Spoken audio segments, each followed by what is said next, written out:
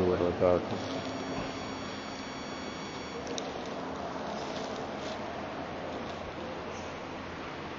الحمد لله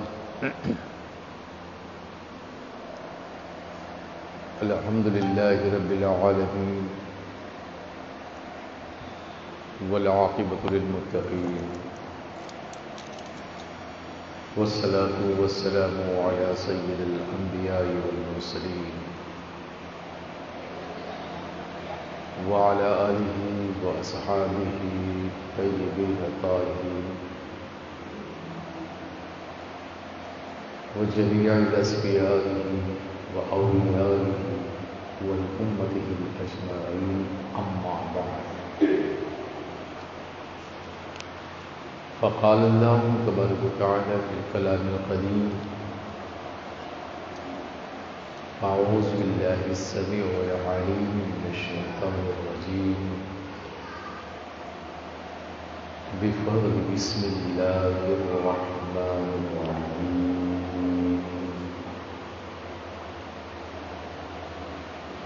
ألم نشرح لك صدرك ووضعنا عنك وزرك الذي أنقض ظهرك ورفعنا لك ذكرك فإن مع العسر يسرا إن مع العسر يسرا فإذا فرغت فانصب وإلى ربك فارغب. صدق الله العلي العظيم وصدق رسوله النبي الأمي الأمين المتين الكريم الرؤوف الرحيم، ونحن على ذلك لمن الشاهدين والشاكرين، والحمد لله رب العالمين. إن الله وملائكته يصلون على النبي يا أيها الذين آمنوا صلوا عليه وسلموا تسليما. اللهم صل على سيدنا وشفيعنا حبيبنا مولانا محمد وعلى سيدنا مولانا محمد وبارك وسلم. والصلاة والسلام عليك يا رسول الله، والصلاة والسلام عليك يا حبيب الله، وعلى آلك وصحابك يا خير خلق الله صلى الله تعالى عليه وآله وصحبه وسلم تسليما كثيرا كثيرا. الحمد لله. الحمد للہ، بفضل خدا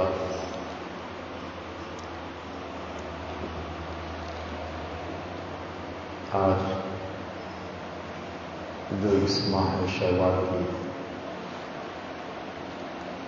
پہلی جمعہ کی رات ہے، اور وہ پیش حالات کے نظر جو ہر جگہ پر ایک نئی مصیبت زدہ بیماریوں کا سامنا کرنا پڑتا ہے، اللہ تبارک و تعالیٰ اس بیماری سے ہر ایک کو محفوظ فرمائے۔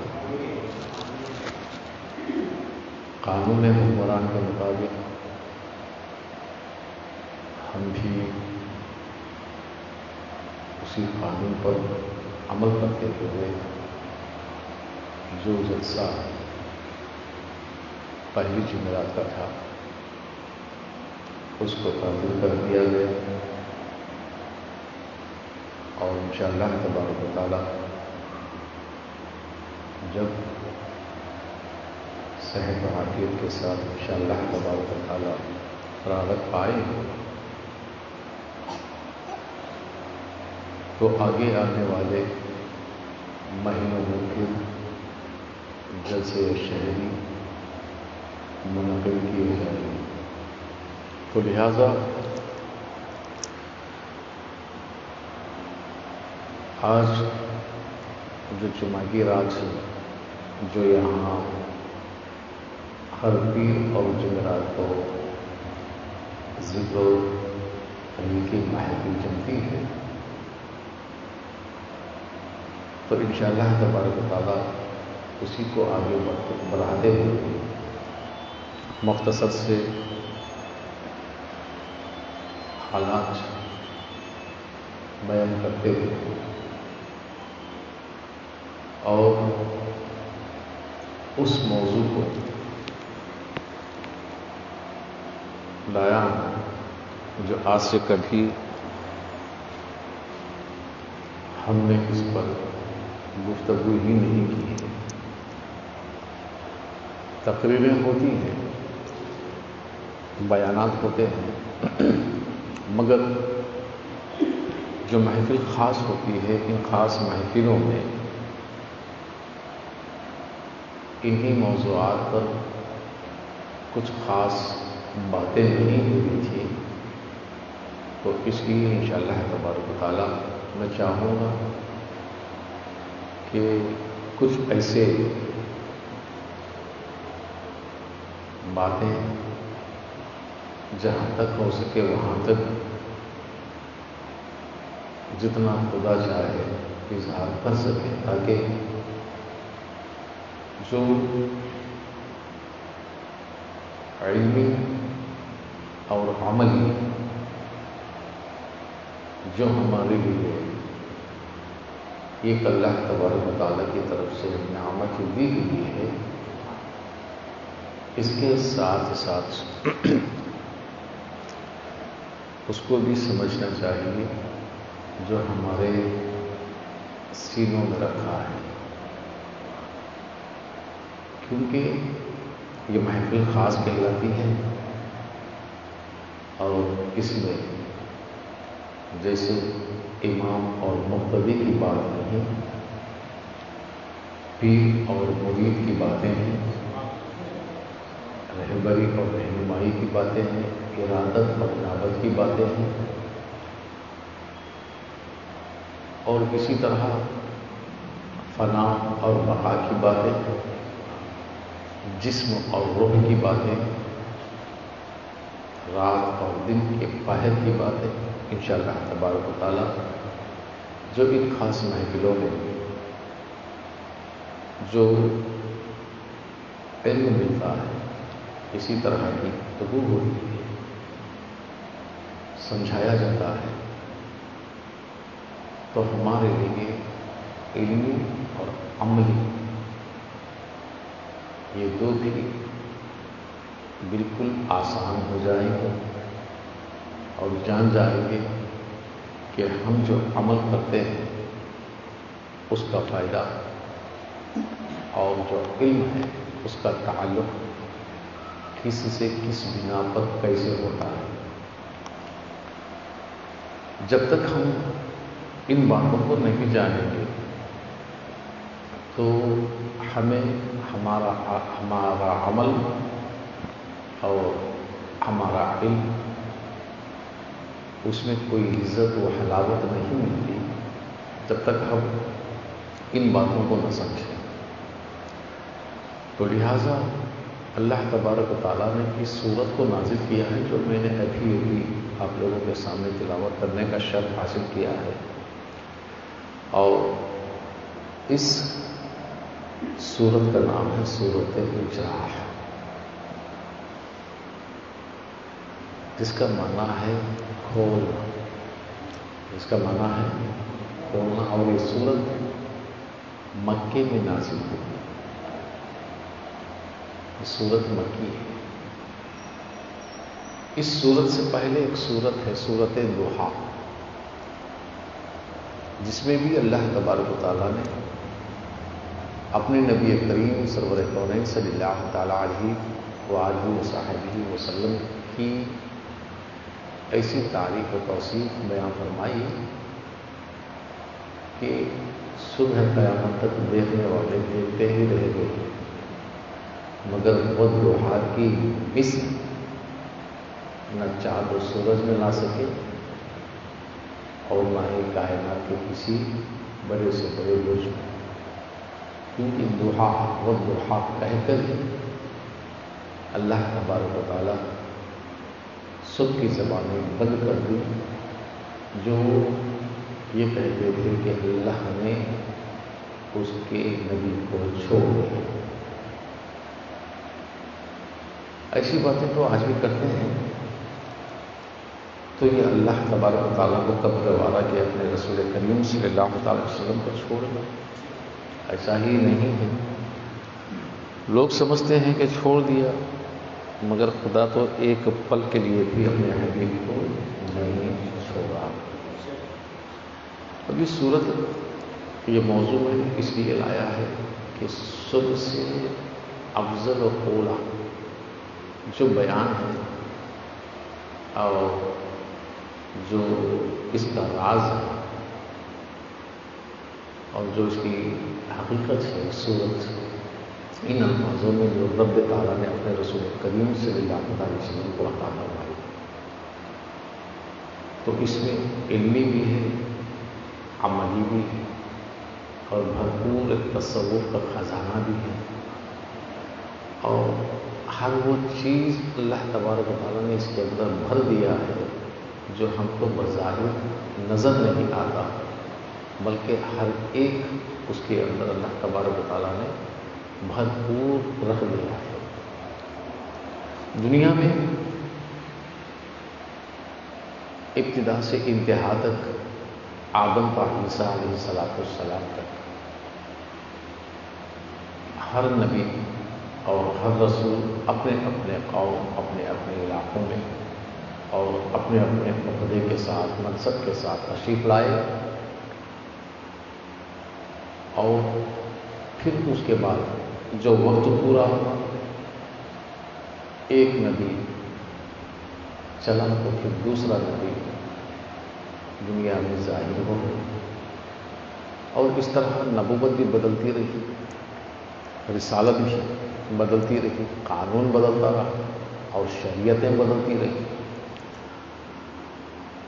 جب انتہا حضرت عیسیٰ علیہ السلام پر نبوت و رسالت ہوئی، تو آخری نبی جو ہمارے تمہارے آقا صلی اللہ علیہ وسلم تاجدار کائنات بن کر تشریف لائے، تو پھر اس کے بعد نہ کوئی رسالت بدلنے والی ہے اور نہ کوئی نبوت بدلنے والی ہے، اور اللہ تبارک و تعالیٰ نے انہیں اتنا عطا کیا کہ جتنا عطا کیا اس کا انداز کائنات میں کوئی نہیں لگا سکتے، کتنا عطا کیا اور کب عطا کیا پہچان نہیں پاتے، مگر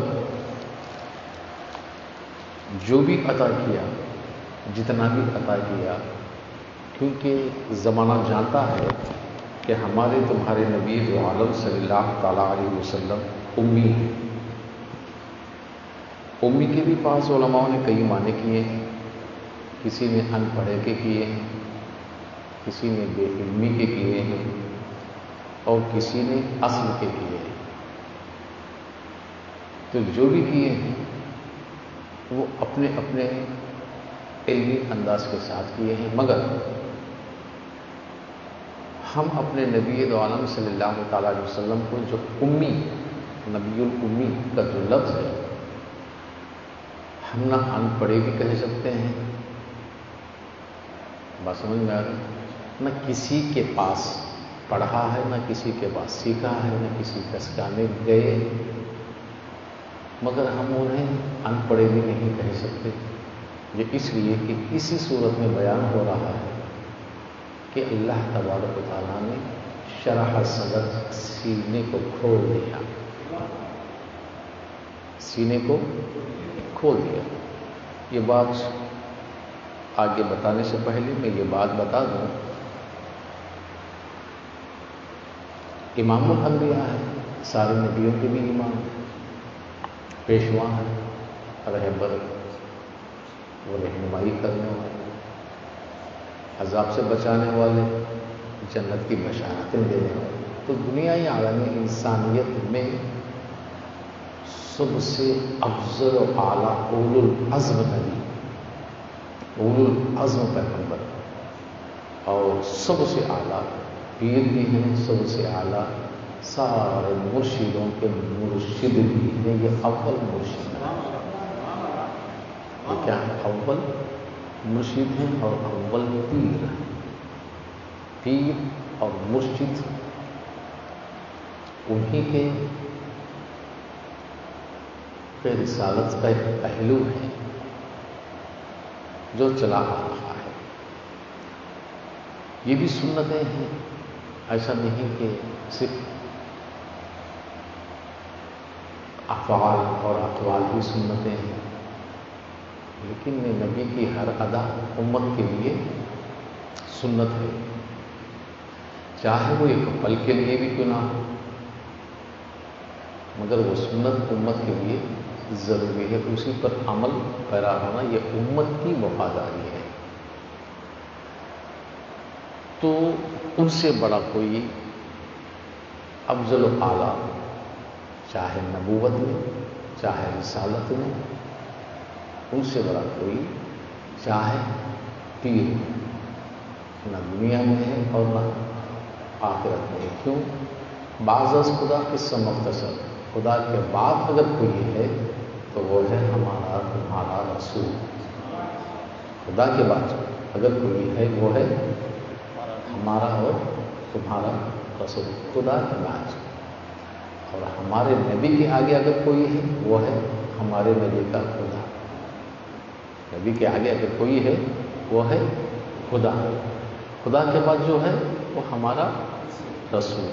اب جتنے رسول ہیں اور جتنے نبی ہیں وہ نبی کے پیچھے اقتداء میں ہیں، اطاعت میں ہیں، مقتدی بن کر ہیں۔ تو پیشوا، وہ رہبر، وہ امام، وہ مرشد کامل۔ اب اس صورت میں اللہ تبارک و تعالیٰ شرح صدر فرما کر اس بات کا اعلان کر دیا، الم نشرح لک صدرک، اے پیارے نبی کیا ہم نے تمہارا سینہ نہیں کھولا؟ تمہارا سینہ نہیں کھولا۔ اب اس کے دو معنی ہیں۔ ایک معنی ہے نبی کا سینہ کھولا، ایک بچپن میں دائی حلیمہ سعدیہ رضی اللہ تعالی عنہا کے گاؤں میں، پھر ایک معراج کو تشریف لے جانے سے پہلے، معراج کو تشریف لے جانے سے پہلے چاک کیا، آب قدس سے اس کو، قلب کو، دل کو نکالا، آب قدس سے اس کو دھویا، صاف ستھرا کیا، پھر قلب مبارک کو رکھا، پھر سینے کو بند کر دیا۔ یہ ظاہر ہے۔ کیا ہے یہ ظاہر ہے۔ تو دوسرا معنی یہ ہے، سینے کو جو کھولنے کا ذکر کرتا ہے، اس کھولنے سے مراد کیا ہے؟ دل کو کیوں نہیں کہا؟ اے نبی کیا ہم نے تمہارے دل کو نہیں کھولا؟ یہ بھی کہہ سکتا تھا، مگر قلب کو چھوڑ کر، دل کو چھوڑ کر سینے کی بات آئی، سینے کو کھولا۔ تو اس کی مثال علماء فرماتے ہیں کہ سینہ مثل کے شہر کے ہیں، شہر کو ہی تمام در و دیوار سے شہر کے کو ایک قلعہ بنا دیا گیا حفاظت کے لیے، شہر کی حفاظت کے لیے در و دیوار کا ایک مضبوط قلعہ بن گیا سارے شہر کی حفاظت کے لیے۔ اب جب سارے شہر کی حفاظت کے لیے بن گیا تو اس شہر میں رہنے والا گھر اور بھی محفوظ کر دیا۔ اگر کوئی چور و لٹیرے اس گھر پر قبضہ کرنے کے لیے آئیں تو پہلے شہر میں داخل ہوں۔ شہر میں داخل ہونا ہے تو شہر کے قلعہ مضبوط کر دیا گیا، اور اس کی مضبوطی سے وہ شہر میں جب گھس ہی نہیں سکتے تو اس کے گھر تک کیسے پہنچیں گے؟ اسی بات کی مثال دیکھ کر فرماتے ہیں کہ جو حب شہوات حب شہوات ہے، جو خواہشات نفسانیات ہے، جو شیطان دل پر قبضہ آسانی سے کر لیتا ہے، طرح بطرح کے وساوس اس کے اندر آ جاتے ہیں اور ہر طرح سے اس کے اندر خلل پایا جاتا ہے، اس وقت جب کہ وہ وسوسے دے کر جو شیطانی مضمون پائے جاتے ہیں قلب کے اندر، تو اس وسوسوں کو، اس نفسانیات کو اور اس حب شہوات کو سب سے پہلے شہر میں آنے سے پہلے ہی روک دیا ہو تو پھر اس گھر تک کیسے آئیں گے؟ بات سمجھ میں آ رہی ہے؟ اس گھر تک کیسے آئیں گے؟ جبکہ شہر کے اندر آنا ہے تو پہلے شہر میں داخل ہو، شہر میں داخل ہونے والا آسان سے گھر تک آ جائے گا، مگر شہر میں آنے سے پہلے ہی مضبوط قلعہ روک دیا گیا ہے تو پھر گھر تک نہیں آ سکتے۔ اس سے مراد کیا ہے؟ دل میں کوئی وسوسے، کوئی خامیاں اور کوئی خلل، کوئی خواہشات، کوئی حب شہوات پیدا ہونے کا خطرہ نہیں ہوگا۔ دوسرا معنی یہ ہے کہ دل ہمیشہ اسی طرف ہوگا کہ جو مشاہدات میں ہے وہ ہر ہمیشہ مشاہدات میں رہے گا اور اسی جلووں میں رہے گا، اسی خیال میں رہے گا، جو اس کے قلب میں جو بھی اتارا گیا وہ محفوظ بن جائے گا۔ اس قلب میں جو بھی اتارا گیا وہ محفوظ بن جائے گا، اور وہ کتنا اتارا گیا تو اتنا اتنے کا مسئلہ، اتنا اتنے کی بات ہی نہیں ہے، یہاں تو صرف شرح صدر سینے کو کھولا گیا۔ کتنا کھولا گیا؟ جتنا اس کے قلب کے اندر سما سکے اتنا کھلتا گیا، اتنا کھلتا گیا، اور اتنا کھولا چاہے کھولنے والا جان سکے، اور اس کھلے ہوئے سینے میں، قلب اطہر میں کتنا اللہ تبارک و تعالیٰ نے علم و حکمت ڈالا، وہ اسی کے اندر کتنا سمویا وہ سمونے والا جان سکے۔ یہ شرح کا بیان ہے۔ اگر ایسا نہیں ہوتا تو اسی کی آرزو حضرت موسیٰ علی نبینا صلاۃ التسلیم نے بھی کی تھی، ہمیشہ دعائیں کی تھی رب تعالیٰ سے کہ ربی اشرح لی صدری، اے میرے رب میرے سینے کو کھول۔ تو کھولنے سے مراد علم سے، حکمت سے، علم سے، رحمت سے، محبت سے اور ہمت سے، اور اسی طرح ہر طرح کی نعمت سے، نعمت کبریٰ، نبوت کبریٰ، کمال سے، جمال سے، اور اسی طرح ثوام سے۔ یعنی کھولنے کا مطلب کیا ہے؟ یہ ہمیشہ حضرت موسیٰ علیہ السلام نے دعائیں کرتے تھے، رب اشرح لی صدری، میرے سینے کو کھول دے۔ مگر اللہ تبارک و تعالیٰ، ہمارے نبی نے تو ایسی دعا نہیں کی تھی کہ اے اللہ میرے سینے کو کھول دے، ایسی دعائیں تو ہمارے نبی نے نہیں کی ہے، مگر خود اللہ نے یہ فرمایا کہ اے نبی کیا میں نے تمہارے سینے کو نہیں کھولا؟ تو معلوم یہ ہوا کہ اللہ تبارک و تعالیٰ خود بخود نبی کے سینے کو کھول دیا تاکہ نبوت میں بھی کمال حاصل ہو، حکمت میں بھی ہو، رسالت میں بھی ہو، فضیلت میں بھی ہو، عظمت میں بھی ہو، اور رحمت میں بھی ہو، ہر نعمت میں، نعمت الکبریٰ پر ہر ایک میں بھی افضل و اعلیٰ ہو، اتنا ہو کہ کسی نبی و رسول میں بھی نہ ہو، اتنا ہو کہ کسی نبی و رسول میں بھی نہ ہو۔ کسی نبی و رسول کے سینے کو نہیں کھولا گیا سوائے ہمارے نبی کے سینے کو۔ اب جو علم، جو حکمت، جو ظاہر بھی ہو، جو باطن میں، جتنا علم ہمارے نبی نے ہم کو دیا ہے، جتنا علم ہم کو دیا ہے، ہم صرف دو علم کو جانتے ہیں، ایک ہے قرآن اور دوسری ہے حدیث۔ ایک ہے قرآن اور دوسری ہے حدیث۔ یہ ہمارے نبی نے امت کو دیا ہے، ہم کو دیا ہے۔ ایک ہے قرآن اور دوسری ہے حدیث۔ دو طرح کے علم ہیں، ایک ہے خدا کا کلام، ایک ہے مصطفیٰ کا کلام، مگر دو بھی کلام ایک ہی مصطفیٰ کی زبان ہے۔ کلام دو ہیں مگر زبان مصطفیٰ ایک ہی ہے۔ مگر یہ بھی ہمارے نبی نے فرمایا کہ جبرائیل نے لا کر دیا، ورنہ تو ہم کو کیا پتا کہ جبرائیل کون ہے، کیسا ہے، کب آتا ہے، کب جاتا ہے، کیسے دکھتا ہے، یہ امت کو کسی کو خبر نہیں۔ مگر یہ تو صدقہ ہے نبی کہ نبی نے فرمایا کہ جبرائیل نے لا کر دیا، یہ اللہ کا کلام۔ تو ہم تو صرف زبان مصطفیٰ کو دیتے ہیں۔ کس کو؟ زبان مصطفیٰ۔ کبھی زبان مصطفیٰ خدا کا کلام بن جاتی ہے، کبھی زبان مصطفیٰ حدیث بن جاتی ہے۔ کبھی زبان مصطفیٰ خدا کا کلام بن جاتا ہے تو کبھی زبان مصطفیٰ حدیث بن جاتی ہے۔ جب زبان مصطفیٰ کی ایک ہی زبان ہے تو اسی ایک زبان سے کبھی کلام نکلتا ہے تو وہ قرآن، کبھی کلام نکلتا ہے تو وہ حدیث۔ مگر فرق اتنا ہے، یاد رکھیں، فرق اتنا ہے، اسی زبان سے جو کلام نکلتا ہے تو اس کلام نکلنے کی حالت تغیر ہوتی ہے، الگ ہوتی ہے۔ بات سمجھ میں آ رہی؟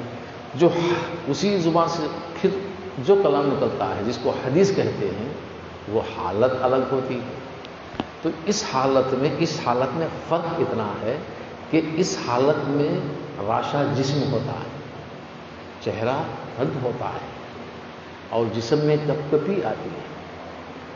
کبھی گرمیوں میں تپتی ہوئی دھوپ میں بھی چادر کمبلی اوڑھ کر سو جاتے ہیں۔ بات سمجھ میں آ رہی؟ گرمیوں میں، شدت کی گرمیوں میں سردی محسوس ہوتی ہے، اور سردیوں کے دنوں میں پسینے میں سرپوش ہوتے ہیں۔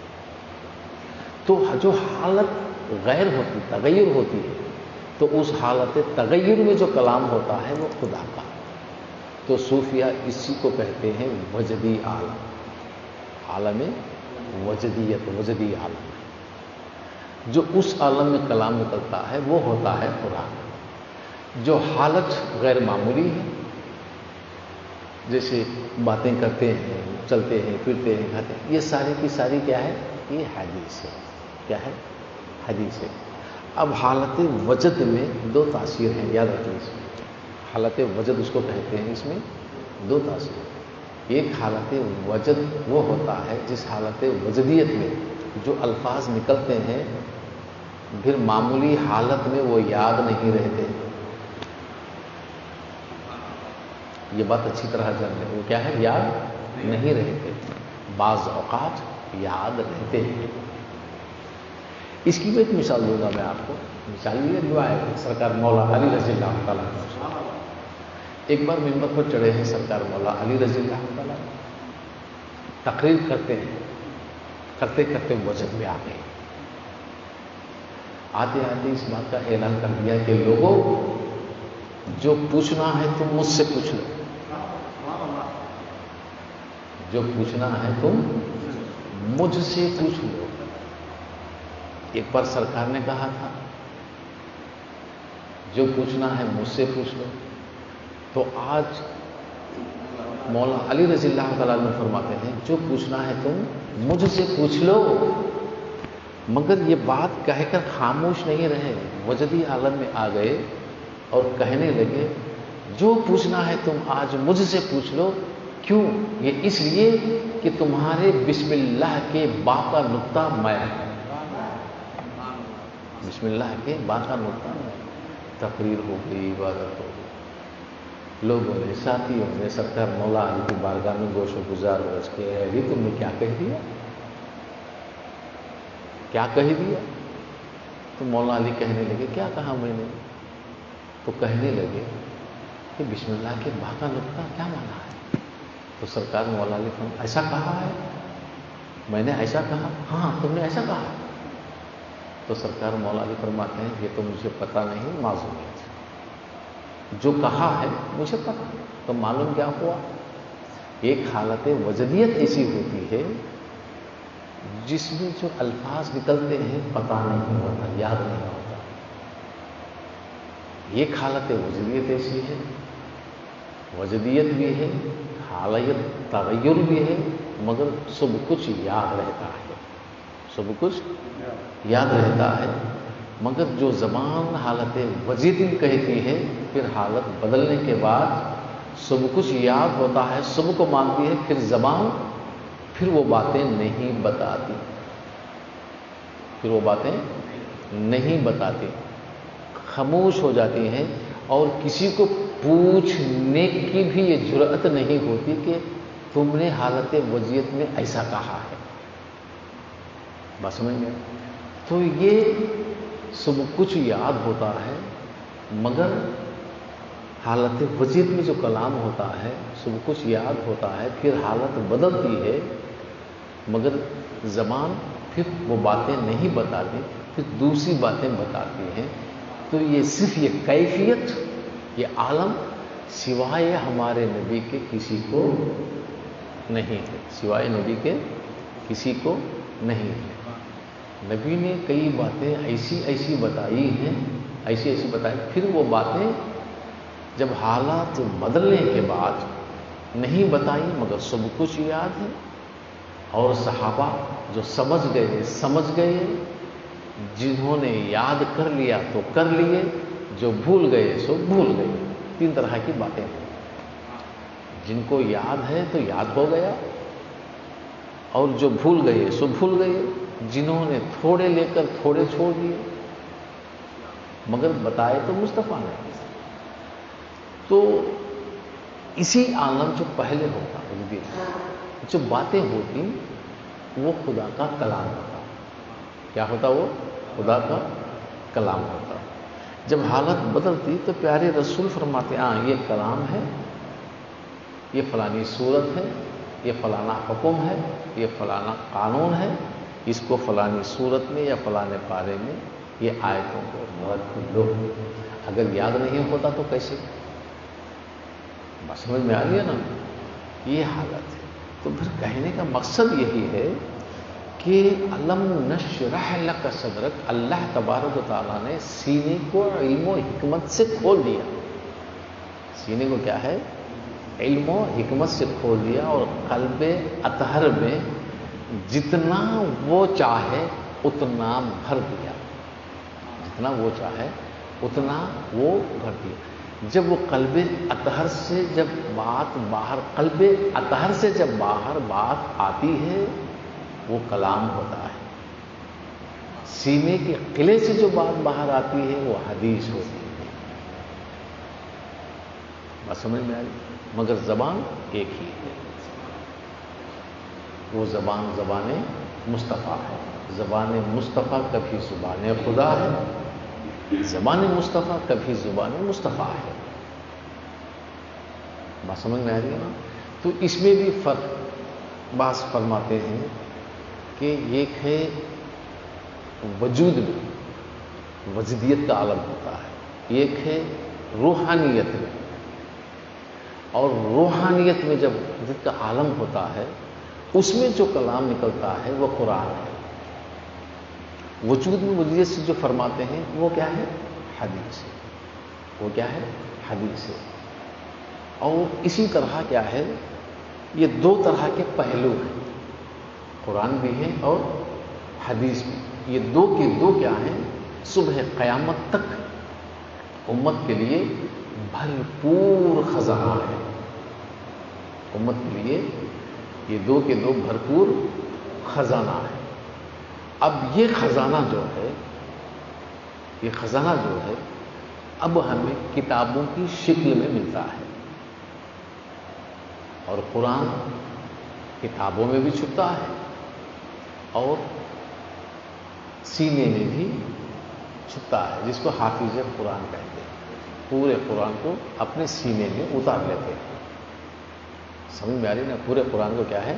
اپنے سینے میں اتار، 30 پارے ہیں، اور ہر پارے میں کتنے صفحے ہیں، کتنے آیات ہیں، یہ سارے کے سارے اس کے اندر ترتیب کے ساتھ اتر جاتے ہیں، اتار لیتے ہیں۔ جب ایک معمولی انسان اپنے استاد کے پاس بیٹھ کر 30 پاروں کی کتاب کو اپنے سینے میں اتار لیتا ہے، اب وہ رحمان ہے۔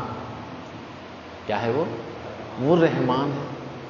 وہ رحمان اپنے حبیب کے سینے میں کتنی کتابیں اتارے گا، کتنا علم اتارے گا، اس سینے میں کیا کیا رکھے گا، اسی کو کیا ہے شرح صدر کہتے ہیں، سینہ کھولنا. علم نشرح لک صدرک. سمجھ میں آ رہی نا؟ نہیں سمجھے؟ رحمان ہے. اب وہ اپنے رسول کے سینے میں اتارنا چاہتا ہے، اسی لیے کہتا ہے کہ ہم نے تمہارے سینے کو نہیں کھولا. تو سینے کو کھول کر کتنا اتارا، کیا کیا اتارا، وہ جانتا ہے. یہ علم و حکمت. اب نبی سے شریعت بھی آئی اور طریقت بھی آئی. شریعت بھی آئی، طریقت بھی آئی. یہ دو بھی قرآن اور حدیث سے ثابت ہے. دو بھی کیا ہے؟ قرآن اور حدیث سے ثابت ہے. مگر ایک ایسا علم بھی ثابت ہے، ایک ایسا علم بھی ثابت ہے علم نشرح لک صدرک سے، کہ وہ صرف سے صرف کتابوں سے نہیں ہے، بلکہ جس کو سینہ بسینہ کہتے ہیں. کیا کہتے ہیں؟ سینہ بسینہ. ایک سینے سے دوسرے سینے میں منتقل ہونا. میرے اندر جو ہے، میرے سینے کے اندر ہے، یہ سینے کے اندر جو ہے اس سینے میں منتقل ہونا. اس کے دو دلیل میں آپ کو دوں گا. ایک وہ دلیل اب پوچھیں گے، سینہ بسینہ، سینے سے سینہ کیسے منتقل ہوتا ہے، سینے میں جو ہے یہ کیسے منتقل ہوگا، اس کی دلیل کہاں ہے، اس کا ثبوت کہاں ہے. ایک وہ ہے، سب سے پہلے قرآن مجید جو سب سے پہلے نازل ہوا، تو اس وقت جبرائیل علیہ السلام نے جو قرآن لے کر آئے تھے، نبی صلی اللہ تعالیٰ علیہ وسلم کو جب پڑھنے کو کہا تو نبی نے نہیں پڑھے. تو حدیث شریف میں آتا ہے، روایت میں آتا ہے کہ حضرت جبرائیل علیہ السلام نے نبی کو اپنے سینے سے لگا کر دبوچا. مگر کیوں دبوچا؟ اس کے دو باتیں. ایک جو خوف و ہراس ہے یا دور کرنے کے لیے، یا نبی کے قلب و اطہر میں اس کا نور پیدا کرنا. جب سینے سے سینہ ہوا تو منتقل ہوا نا، بس سمجھ میں آ رہی نا؟ تو ایک جبرائیل نبی کے سینے کو اپنے سینے سے لگا کر سب کچھ کر سکتا ہے. تو نبی جب علی کو اپنے سینے سے لگائیں، کتنے بار لگائے، کہاں کہاں لگائے، کن کن خوشیوں میں سینہ بسینہ لگائے. اور وہ علم اسی لیے تو فرمائے کہ میں علم کا شہر ہوں، اس کا دروازہ علی ہے. ایسا نہیں کہ صرف علی کو لگائے، صدیق کو بھی لگائے، فاروق کو بھی لگائے، عثمان کو بھی لگائے رضی اللہ تعالیٰ عنہ. مگر جن کو اپنے سینے سے لگایا، جن کو اپنے سینے میں جتنا جتنا دینا تھا اتنا اتنا منتقل ہوتا گیا. مگر جب علی کی باری آئی، اب خلفاء میں علی کے بعد خلفاء راشدین میں کوئی نہیں ہے، اور طریقت علی کے گھر سے ہے، ولایت علی کے گھر سے ہے، خلافت علی کے گھر سے ہے، اور صبح قیامت تک علی کے گھر سے ہی چرچا ہونا ہے. صبح قیامت تک اسلام علی کے گھر سے ہی آباد ہونا ہے. صبح قیامت تک علی کے گھر والے ہی خلافت پر فائز. تو ہر چیز میں علی کا گھرانہ آتا ہے. تو اب اس علی کو کتنا دیا ہوگا، اس علی کو کتنا دیا ہوگا، اسی کو کیا ہے سینہ بسینہ کہتے ہیں. پھر حضرت مولا علی رضی اللہ تعالیٰ عنہ سے حسنین و کرمین، یہ منتقل گھر والوں میں اس طرح یہ بات مشہور ہے. اور جب سینہ بسینہ علم کہاں ہے، اس کا ثبوت کہاں ہے، تو ثبوت تو سب سے پہلے علم نشرح لک صدرک کی ثبوت ہے. اسی کا معنی ہے کہ سینہ بسینہ. یہ علم کیا ہے؟ اب کوئی پڑھا لکھا مدرسے کو گیا نہیں ہے، مگر ایسی باتیں، ایسی حکمت، ایسا علم کہاں سے آیا؟ علم نشرح لک صدرک، یہ قرآن ہے، زندہ ہے، اسی کو سینہ اور بسینہ کہتے ہیں. تو اس کے ساتھ اور بھی تشبیہ دی گئی ہے. اب جیسے میں نے کہا ہے، جب سینہ بسینہ کھو دیا گیا کھول دیا. جب سرکار کے سینے میں جو علم و حکمت بھر دیا، اب یہ امت نے دو طرح سے تقسیم ہوا. کتنے طرح سے؟ دو طرح سے تقسیم ہوا. یہ دو طرح سے کیسے؟ ایک بظاہر جو شریعت مطہرہ ہے، اور ایک بالباطن جو طریقت عقلیہ تھی. اب اس کے اور بھی پہلو ہیں، میں وہاں تک جانا نہیں چاہوں گا، میں مختصر اندازہ بتا دوں گا.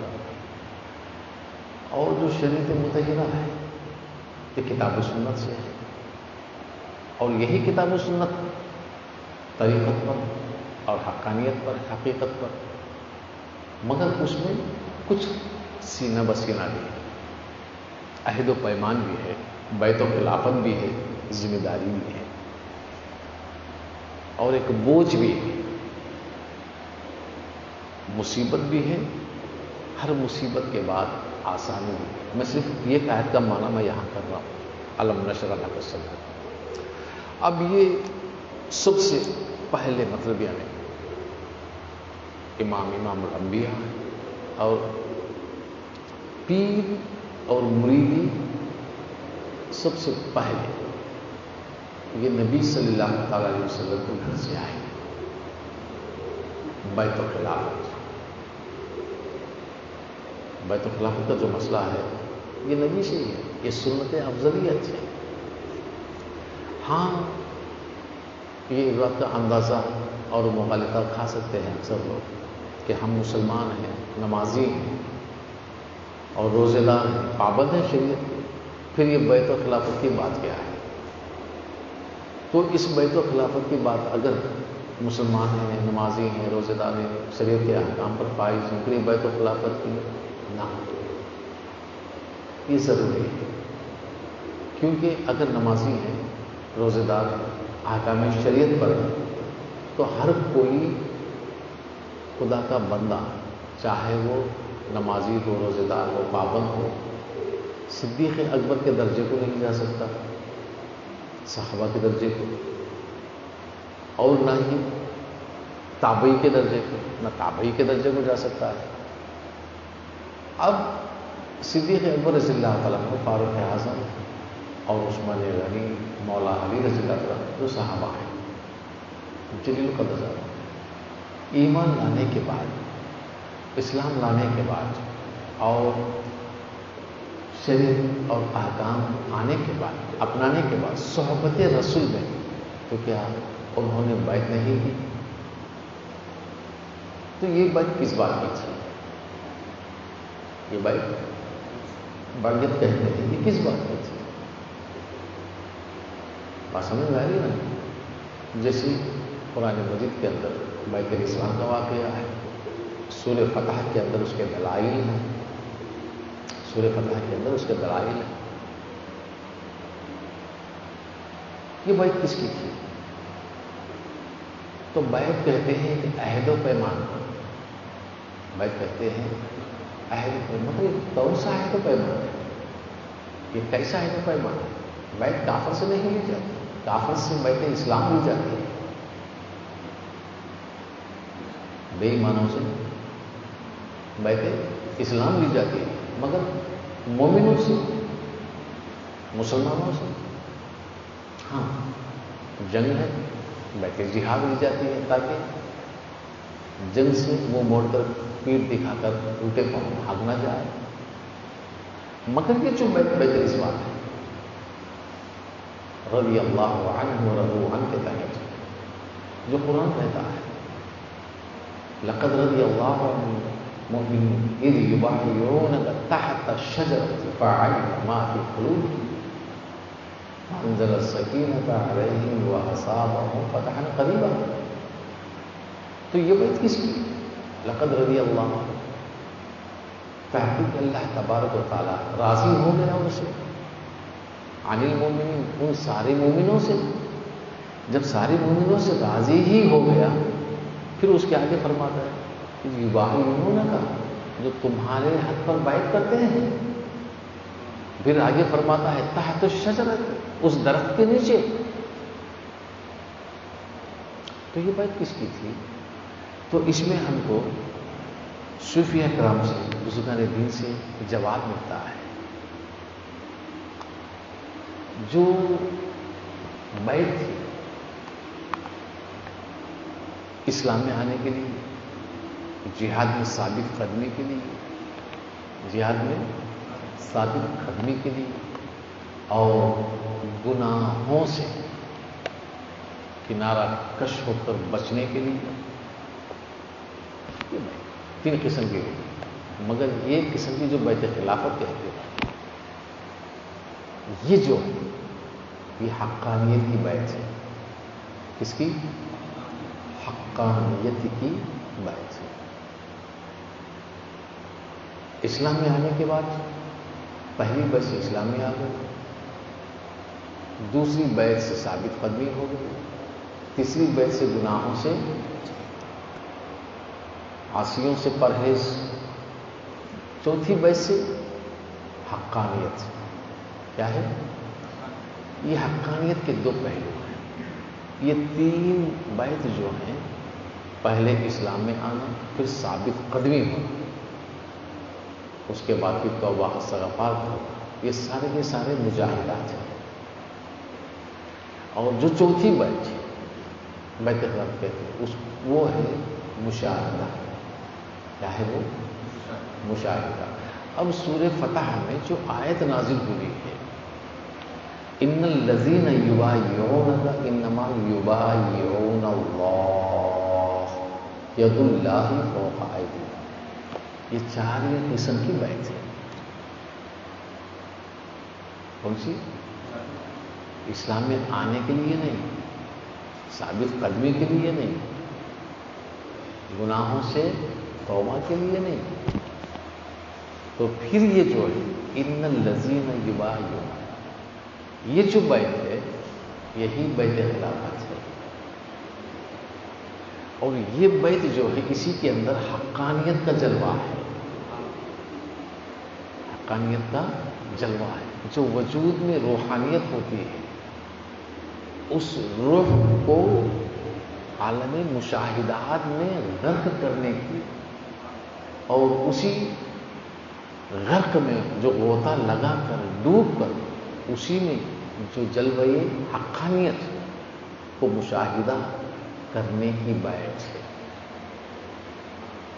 اب اکثر لوگ مغالطے کھاتے ہیں، اور اکثر لوگ بعض اہل طریق پر سوال بھی اٹھاتے ہیں.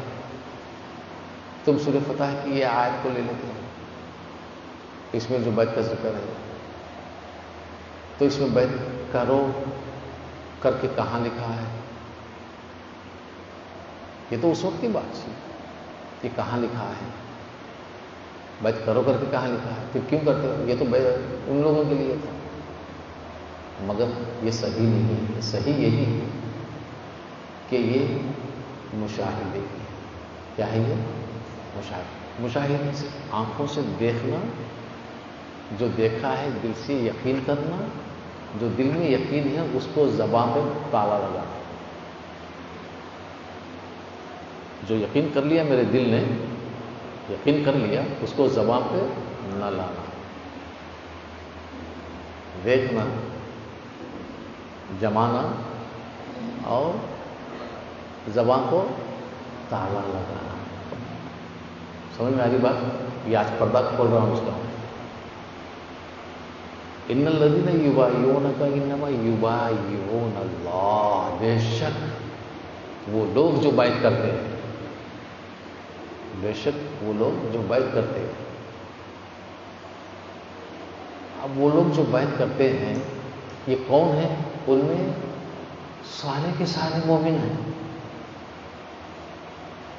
سارے کے سارے احکام شریعت والے ہیں، ثابت قدمی والے ہیں، رسول اللہ کے پیچھے جان و مال قربان کرنے والے ہیں، جان و مال قربان کرنے والے ہیں. کوئی بھی ایسا نہیں ہے کہ وہ پھیر کر جانے والا ہو، پیٹ پھیر کر جانے والا ہو، کوئی بھی ایسا نہیں. مگر وہ لوگ راستے میں، سفر میں، راستے میں ایک جگہ رکے جہاں ایک درخت تھا، چاہے وہ کھجور کا ہے یا جس کا اللہ کو زیادہ سے زیادہ کھجور کے درخت کی تفسیر آئی ہے، اسی جگہ پر تھا، وہ اتنا بڑا تھا، اس کے سائے میں بیٹھے تھے سب جنگل میں. تو ان الذین یبایعونک، وہ لوگ جو تم سے بیعت کرتے ہیں. یہاں فرشتے کوئی نہیں تھے، جن کوئی نہیں تھے، سب کے سب صاحب ایمان والے صحابہ تھے. یبایعونک انما یبایعون اللہ، بے شک وہ اللہ سے بیعت کرتے ہیں. کس سے بیعت کرتے ہیں؟ اللہ سے بیعت کرتے ہیں. وہ لوگ جو تم سے بیعت کرتے ہیں، بے شک، یہاں بے شک وہ اللہ سے بیعت کرتے ہیں. تو یہ مشاہدہ ہے. کیا ہے یہ؟ اب ان کے لیے نماز ہے، روزہ ہے، حج ہے، زکوٰۃ ہے، احکام ہے، شریعت ہے، سچائی ہے، صداقت ہے، برائی سے کنارہ کشی ہے، سب کچھ جان و مال و جان، گہری محبت و عشق سرکار سے ہے، صحبت سرکار سے، سفر میں اذن میں سب سرکار کے ساتھ ہے.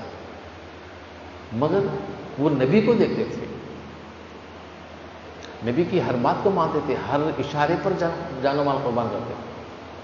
تو ان کی نظروں میں نبی کا ادب تھا، محبت تھی، علم. وہ صرف سے صرف نبی کو دیکھتے تھے. کس کو دیکھتے تھے؟ نبی کو دیکھتے تھے. جب ان کا دیکھنا، ان کا بیٹھنا اور ان کا ملنا، ان کے جان و مال کی قربانی، ان کی وفاداری، ان کا ادب، ان کا احترام، ان کی تعظیم اور ان کا خشوع و خضوع، سب کا سب پورا مکمل ہو گیا. پورا مکمل ہو گیا. اور وہ اتنا صحبت رسول میں، محبت رسول میں، عشق رسول میں اتنا غرق ہو گئے. وہ خود تن کے تھے، لیکن ان کا سارا من رسول پہ فدا تھا. اتنا غرق ہو گئے. اب ان کے لیے ضروری ہوا، کیونکہ وہ صرف نبی کو ہی دیکھتے تھے. کس کو؟ نبی کو ہی دیکھتے تھے. نبی کو دیکھنا یہ عالم بشریت کا تقاضا ہے. کس کا ہے؟ عالم بشریت کا تقاضا ہے. وہ نبی کو دیکھتے تھے. اب نبی کی ذات میں، نبی کی ذات میں اس کا بھی مشاہدہ کر لیں، اس کا بھی مشاہدہ کر لیں. وہ کس میں؟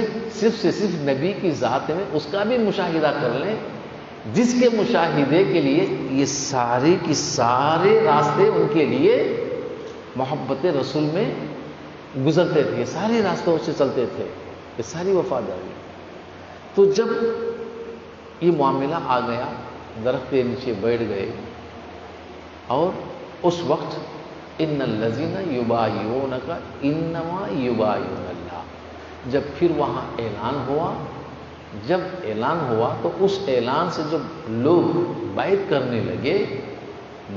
کرنے لگے تو اسی بیعت کو شریعت کہتی ہے. کیا ہے؟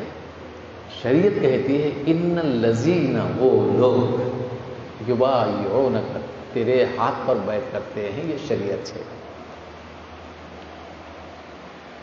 انما یبایعون اللہ، بے شک وہ اللہ سے بیعت کرتے ہیں. یہ طریقت ہے.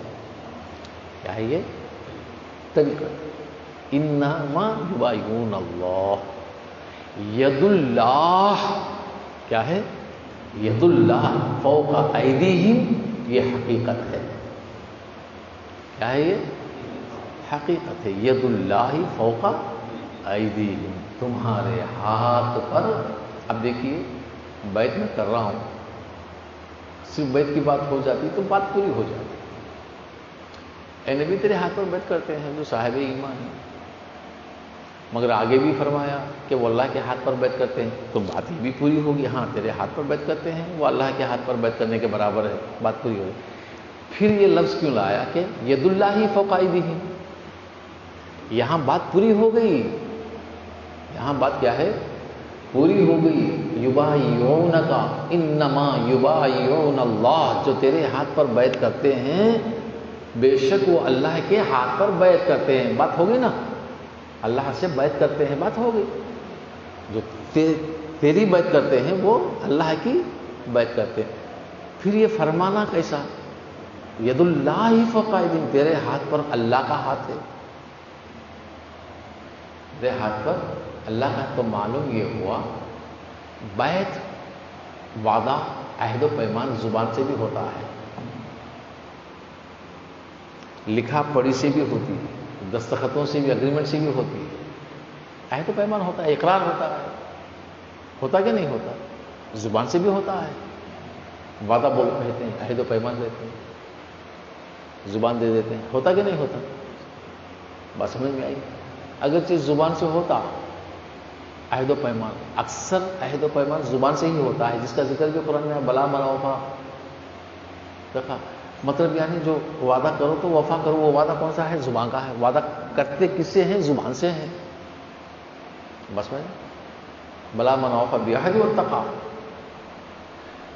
ہوتا کہ نہیں ہوتا؟ اگرچہ زبان سے ہوتا، ان الذین یبایعونک انما یبایعون اللہ، بس سمجھ میں آئی؟ جو تیری بیعت کرتے ہیں وہ اللہ کی بیعت کرتے ہیں، اب اس کے آگے جو وعدہ ہے زبان سے، وہ لسان اللہ، یہ زبان کی بات آتی تو سوال ہی نہیں کہ تیری زبان پر اللہ کی زبان ہے، سوال ہی پیدا نہیں ہوتا، مگر یہاں ید اللہ، ید اللہ کا معنی کیا ہے؟ ید اللہ کا معنی کیا ہے؟ اللہ کا ہاتھ، یہ حقیقت ہے۔ اب ید اللہ کہہ دیا نا تو پھر آگے کہتا ہے فوق ایدیہم، اس کے ہاتھ پر، اس کے ہاتھ کے اوپر، اس کے ہاتھ کے اوپر، کس کے؟ جس نے بیعت کر رہا ہے، جس نے بیعت کر رہا ہے اس کے ہاتھ کے اوپر۔ تو یہ معاملہ کیا ہے؟ یہ بیعت و خلافت ہے، یہ حقیقت ہے۔ اب یہ حقیقت آنکھیں نبی کو دیکھ رہی ہیں، نبی کے ہاتھ میں ہاتھ ہے، نبی کے چہرے کو آنکھیں تک رہی ہیں، ہاتھ نبی کے ہاتھ میں ہے، اور دل تسلیم کر رہا، دل میں یقین ہے کہ جو قرآن کہہ رہا ہے وہ حقیقت ہے، مگر زبان خاموش ہے، مگر زبان خاموش۔ کیسے خاموش؟ نبی کو خدا نہیں ہے، یہ زبان کہتی ہے، نبی خدا نہیں ہے، یہ کون کہتی ہے؟ زبان، مگر دل کیا کہتا ہے؟ وہ عاشق جانتا ہے۔ تو یہ سودا کیا ہے؟ دل کا ہے، اور وہ دل سینے میں رہتا ہے، وہ دل کیا ہے؟ سینے میں رہتا ہے۔ سینہ ایک محفوظ قلعہ ہے، ایک محفوظ قلعہ ہے، اور اس محفوظ قلعے میں قلب اطہر ہے، اس قلب اطہر میں جلوہ وحدانیت ہے، اس قلب اطہر میں جلوہ وحدانیت ہے، اور وہ جلوہ وحدانیت کا نور آنکھوں سے برستا ہے۔ وہ جلوہ وحدانیت کا نور کیا ہے؟ آنکھوں سے برستا ہے۔ اب رہا سوال ہاتھ میں ہاتھ دینا، یہ جو ہاتھ ہے نا، یہ 5 انگلیاں، ہتھیلی، یہ 5 انگلیوں کے جو گرے ہیں نا، یہ گرے سمجھ میں آتے نا، یہ ہر گرا انسان کے وجود کے ہر ایک نس سے تعلق رکھتا ہے، یاد رکھیے اس بات، یہ ہے نا، یہ جانتے ہیں آپ ہاتھ، یہ ہاتھ ایسا ہی نہیں ہے، یہ ہاتھ جو ہتھیلی ہے، لکیریں ہیں، انگلیوں کو گرے ہیں، یہ ایسے ہی نہیں بنائے قدرت نے، یہ ہر گرا ہمارے جسم کی ہر نس سے تعلق رکھتا ہے، بس اب ان گروہ کے بعد یہ جو ہتھیلی کا دائرہ ہے، اور یہ ہڈیوں کی گہرائی ہے، اور یہ انگلیوں کا پہر، یہ ہر چیز کیا ہے؟ ہمارے دماغ کو، دل کو، سینے کو، کلیجے کو، تلی، کڈنی اور معدے کو، اور پیروں کو، ہڈیوں کو، جوڑوں کو، یہ گرے ہیں نا، ہر ایک سے تعلق رکھتے ہیں۔ کبھی اس کی پہچان ہوئی آپ لوگوں کو؟ تو یہ ہاتھ جو ہے، جب ہاتھ سے ہاتھ ہوتا ہے، میں ید اللہ کے معنی کر رہا ہوں، جو ہاتھ میں ہاتھ ہوتا ہے، وہ ہاتھ کس کا ہے؟ نبی کا ہے، مگر نبی کا ہاتھ ہے، مگر قرآن ید اللہ کہتا ہے۔ جب ہمارے اس ہاتھ میں قدرت نے اتنے کمالات رکھ دیے ہیں تو اس نبی کے ہاتھ میں کتنے کمالات ہوں گے؟ کیونکہ وہی ہاتھ کے 5 انگلیاں تھے، پانی کے فوارے لوٹے میں ڈالیں تو فوارے، اسی 5 انگلیوں کی انگلی اٹھائیں تو چاند ٹکڑے، اسی ہتھیلی کا اشارہ کر دیں تو سورج پلٹ آئے۔ یہ دستے نبوت، کمال نبوت جو ہاتھ، اب اس ہاتھ میں جو ہاتھ اگرچہ آ گیا تو اس ہاتھ کا کمال اس ہاتھ میں، اس ہاتھ کا کمال اس ہاتھ میں، اسی کو ید اللہ کہا گیا کہ وہ ہاتھ نبی کا جو ہے یہ دنیائے عالم انسانیت کے کسی ہاتھ کی طرح وہ ہاتھ نہیں ہے،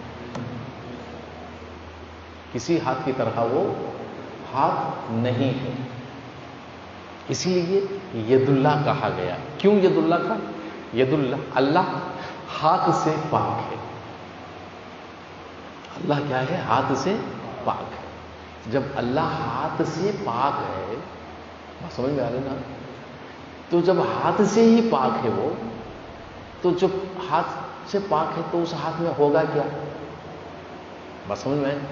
ہماری طرح دائرے، ہماری طرح گہرائیاں، ہماری طرح اس طرح نہیں ہوں گی نا۔ جب ہاتھ سے ہی پاک ہے تو ہاتھ ہی نہیں ہے تو وہ ہاتھ ہوگا کیسے؟ بات سمجھ میں؟ تو اللہ نے ید اللہ جو ہاتھ سے پاک ہے اسی کی مثال نبی کے ہاتھ ہو۔ تم نبی کے ہاتھ کو دیکھتے ہو مگر نبی کا ہاتھ اس کا ہاتھ ہے۔ جو یہ سب کچھ دیکھتے ہیں وہ نبی کا ہاتھ ہر طرح سے پاک اور افضل ہے اور شفا ہے، کامل ہے۔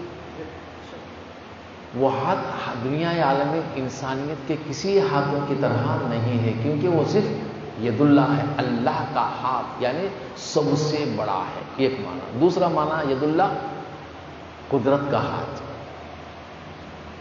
کس کا ہاتھ؟ قدرت کا ہاتھ کہتے ہیں نا، مثال قدرت کا ہاتھ۔ تو ید اللہ کا دوسرا معنی یہ ہے نبی کا جو ہاتھ ہے وہ قدرت کا ہاتھ ہے۔ کیا ہے وہ؟ قدرت کا ہاتھ ہے۔ اب یہ کامل مومن سب کچھ احکام اپنانے کے بعد جب قدرت کے ہاتھ میں ہاتھ دے دیا تو ان کے ہاتھ میں قدرت کا کمال ہے، تو اس قدرت کے کمال سے ان میں کمال ولایت ظاہر ہوا۔ بات سمجھ میں؟ کیا ہوا؟ کمال ولایت ظاہر۔ اب کمال ولایت ظاہر ہوا اس ہاتھ سے۔ اب میں نے کہا نا اس ہاتھ کے ہر اس میں سے جسم کے ہر نسوں سے تعلق ہوتا ہے، تو اسی کمال سے نظریں اٹھا کر دیکھیں تو کبھی عرش اعظم پر جھکائیں تو کبھی تحت الثری میں، کبھی مشرق، کبھی مغرب، کبھی جنوب، کبھی شمال۔ یہ کمال کبھی آنکھوں میں، کبھی زبان میں، کبھی وجود میں، کبھی پیروں میں، کبھی دعاؤں میں، کبھی زبانوں میں، یہ کمال ہے نا، سارے جسم میں جو چھا گیا اور اس کا ہر لفظ تیر بہدف کی طرح با اثر ہو گیا، تو اسی کو ولایت کہتے ہیں۔ اسی کو کیا کہتے ہیں؟ ولایت۔ اور یہ کمال اور اس کا دوسرا پہلو، اس کمال سے پھر جیسا مشاہدہ ہو رہا ہے نظر سے، اور اسی مشاہدے کی بدولت سینہ کھلتا ہے۔ سینہ کیا ہے؟ کھلتا ہے۔ جتنا اس کے سینے میں جو علم و حکمت سمونا چاہتا ہے اتنا ہی اسی سینے میں پڑتا ہے، کسی کو کم، کسی کو زیادہ۔ یہ اس کی قوت قلب کی بات ہے۔ جتنی طاقت اور جتنا اس کے اندر جذبہ ہوتا ہے، قوت ہوتی ہے، اتنا ہی اس کے اندر، اب برتن جتنا ہوتا ہے پانی اتنا ہی سماتا ہے۔ کسی کا برتن چھوٹا ہوگا، کسی کا بڑا ہوگا، جتنا ہوگا اتنا ہی اس کے اندر آتا ہے۔ دینے میں کمی پیشی نہیں ہے۔ جتنا برتن ہم بڑا لے جائیں گے، جتنا دامن ہمارا بڑا ہوگا اتنا ہم بھریں گے۔ بس سمجھ میں؟ اب وہ دامن بڑا جتنا ہوگا وہ اس کے کمال سے، عمل سے، علم سے، مجاہدات سے، زہدات سے، اور اس کی تقویٰ سے، پرہیزگاری سے، اور اس کے خشوع و خضوع سے، اس کے ادب و احترام سے، اور اس کے جدائی سے جتنا وہ کمال پہ درجے پاتا جائے گا اتنا اس کا برتن وسیع ہوتا جائے گا، جتنا وسیع ہوتا جائے گا اس کے اندر اتنا کمال اترتا جائے گا۔ بات سمجھ میں آ رہی ہے آپ کو؟ اتنا کمال اس میں اترتا جائے گا۔ یہ ہے علم نشرح کے معنی۔ اور دوسری مثال علم نشرح کے معنوں میں ایک مثال ایسی بھی دی ہے کہ سب کچھ کیا ہے، جو بھی ہیں ہمارے تمہارے نبی ہیں، اول بھی ہیں آخر بھی ہیں، ظاہر بھی ہیں باطن بھی ہیں، ظاہر بھی ہیں باطن بھی ہیں، اول ہیں آخر والا نہیں جانتا، اول ہیں آخر والا نہیں جانتا، باطن ہے ظاہر والا نہیں جانتا۔ یہ بات اچھی طرح ہے۔ اول یہ اول ہیں کون جانتا ہے؟ کیونکہ جتنے بھی آئے بعد میں چاہے، جتنے بھی آئے بعد میں چاہے۔ اب دیکھیے اول ہے، اب اول کے معنی کو لے لیں، نمبر 1 ایک ہے نا۔ اب جتنے بھی عدد ہوں گے تو ایک کے بعد ہی چاہیں گے، ایک کے بعد 2 3 4 5 6 7 8۔ ایک سے پہلے کیا ہوگا؟ شونیہ، 0، کوئی عدد نہیں ہوگا نا۔ ایک کے بعد کوئی عدد ہی نہیں ہوگا، جو بھی عدد ہوں گے ایک کے بعد ہی ہوں گے۔ تو بلا مثال و تمثیل اول کا معنی ایک، اول کا معنی ایک۔ اب اس ایک پر نظر کرنا، دیکھنا بولے تو دوسرا آنا۔ جب دوسرا ہی نہیں ہے اس اول کو اول کہنے والا کون؟ اس اول کو اول کہنے والا کون؟ اگر کوئی کہا ہے تو دوسرا ہوگا، کوئی کہا ہے تو دوسرا ہوگا۔ اب دیکھیے خدا ایک ہے، یعنی کیا ہے؟ اول۔ اب خدا ایک ہے اول، اب اول کو اول کہنے والے کون ہیں؟ نبی۔ اول کو اول خدا یہ کہنے والے کون ہیں؟ تو نبی دوسرے ہوئے نا، نبی دوسرے ہوئے نا۔ جب نبی ہی نہیں تھے اول کون؟ جب نبی نہیں تھے تو اول کون؟ خدا تو اول ہے، خدا تو اول ہے، مگر جب کہنے والا نہیں ہے تو اول کون؟ بس سمجھ میں آئی نا؟ تو اس اول کو اول کہنے والے نبی۔ تو بلا مثال اول نبی ہے۔ یہ سمجھ میں نہیں آیا نا آپ لوگوں کو؟ اول کون ہے؟ قرآن کہتا، میں نہیں کہہ رہا ہوں، یہ اس بات کا معنی بھی اکثر سمجھتے نہیں۔ اول خدا، اول خدا، اول خدا کہنے والے کون؟ نبی۔ اول خدا کہنے والے کون؟ نبی۔ جب نبی نہیں ہے تو اول کون؟ معلوم نہیں، کہنے والا ہی نہیں ہے تو اول کون؟ بات سمجھ میں آ رہی ہے؟ کہنے والا نہیں ہے تو اول کون؟ ہاں وہ ایک ہے، یہ ہمارا ایمان ہے، خدا ایک ہے، اول ہے، مگر اس اول کو اول کہنے والا نہیں ہے تو اول کون؟ نہیں نا۔ جب اول کو اول یہ کہا وہ نبی، تو نبی دوسرے ہوئے۔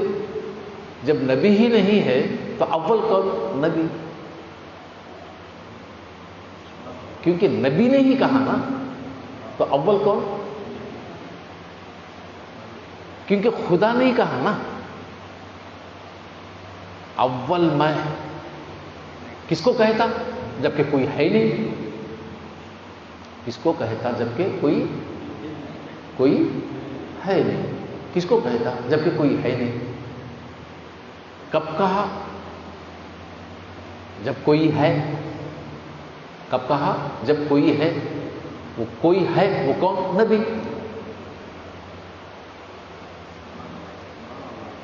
اب جتنے بھی عالم جو آئے ہیں نبی کے بعد آئے ہیں.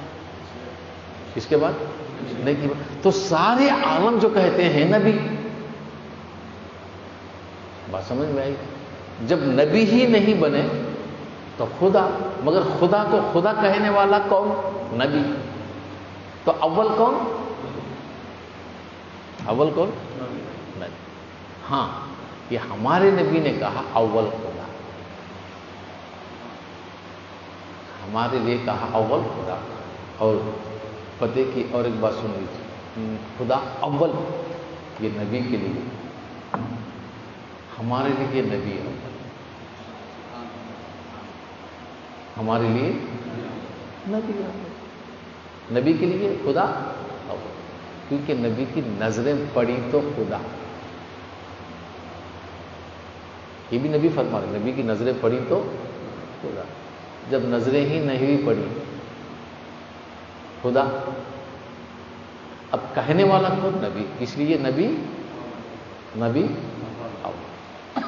اول. جو اول ہے آخر بھی نبی. اب آخر بھی نبی کیوں؟ تو اس وقت خدا کا، اس وقت کا خدا آخر میں بھی خدا. یہ قرآن کی تفسیر ہے. اب آخر میں بھی نبی. اب آخر میں نبی کیسے؟ آخر میں نبی کیسے؟ اول نبی سمجھ میں آ گئی نا بات. تو آخر میں نبی کیسے؟ تو آخر میں نبی ایسے کہ اس کے دو پہلو ہیں، یاد رکھیں. ایک وہ کہ جب ساری دنیا ختم ہو جائے گی، کلو من علیہا فان، فنا ہو جائے گی، ساری دنیا فنا ہو جائے گی، سارا عالم فنا ہو جائے گا، کلو من علیہا فان. بس سمجھ میں آئے نا؟ آخر میں بچے گا کون؟ نبی. کون؟ نبی. کیسے ممکن؟ سب فنا ہو گئے، سب ختم ہو گئے، مگر نبی. کیونکہ متفق علیہ حدیث خود سرکار دو عالم صلی اللہ تعالی علیہ وسلم فرماتے ہیں، سب کچھ فنا ہونے کا سب سے پہلے قبر سے میں اٹھوں گا. سب سے پہلے قبر سے میں اٹھوں گا. سمجھ گئے نا؟ جب سب سے پہلے قبر سے نبی اٹھیں گے تو اٹھائے گا کون؟ خدا. اٹھائے گا کون؟ خدا. سمجھ میں آئی نا بات؟ وہی نا اٹھائے گا سب سے پہلے. نبی فرماتے ہیں سب سے پہلے میں. مگر سب سے پہلے جب نبی اٹھیں گے، جب ساری دنیا فنا ہو جائے گی، نبی کو اٹھانے والا خدا. بس اب فنا ہو جانے کے بعد خدا کی ذات تو رہے گی، مگر خدا کی ذات کو دیکھنے والا کون؟ پکارنے والا کون؟ یاد کرنے والا کون؟ تصویر کرنے والا کون؟ کلو من علیہ سب فنا ہو گئے، مگر ذات تو ہوگی. مگر ذات ہوگی کہنے والا کون؟ سوال ہی پیدا نہیں ہوتا. تو اب نبی کو اٹھانے والا خدا جب نبی کو اٹھائے گا، اے میرے حبیب اٹھ کہے گا، اے میرے محبوب اٹھ، اے میرے مصطفیٰ اٹھ، اے پیارے اٹھ، اے یاسین و طٰہٰ اٹھ، کہہ کر اٹھائے گا. تو آخر میں جو یہ نام لے کر اٹھائے گا آخر میں، تو اس وقت بھی نبی. کیوں؟ خدا معلوم نہیں کسی کو. خدا ہے، خدا ہے، مگر کس کو پتا کون ہے؟ کوئی بھی نہیں، کوئی بھی نہیں ہوں گے. مگر جب نبی کو خدا اٹھائے گا تو کوئی نہ کوئی صفت، کوئی نہ کوئی نام لے کر ہی اٹھائے گا نا. اٹھائے گا کہ نہیں اٹھائے گا؟ جب اٹھائے گا تو پہلا نام کس کا ہوگا؟ نبی. تو دنیا ختم ہونے کے بعد آخر میں نام کس کا ہوگا؟ خدا کو کون جانے؟ کوئی ہے تو جانتے نا، سمجھ میں آ رہا ہے؟ یہ پہلا۔ دوسرا یہ ہے بروز قیامت، جیسے قرآن ہی شاہد ہے، جب سارے انبیاء سارے رسول اپنی اپنی امتوں کو قوم کو لے کر، وہ نبی ہیں رسول ہیں، مگر ساری اپنی امتوں کو اپنی قوم کو لے کر جائیں گے تو جائیں گے کہاں؟ کہاں جائیں گے؟ نبی کے پاس۔ خدا کے پاس کیوں نہیں؟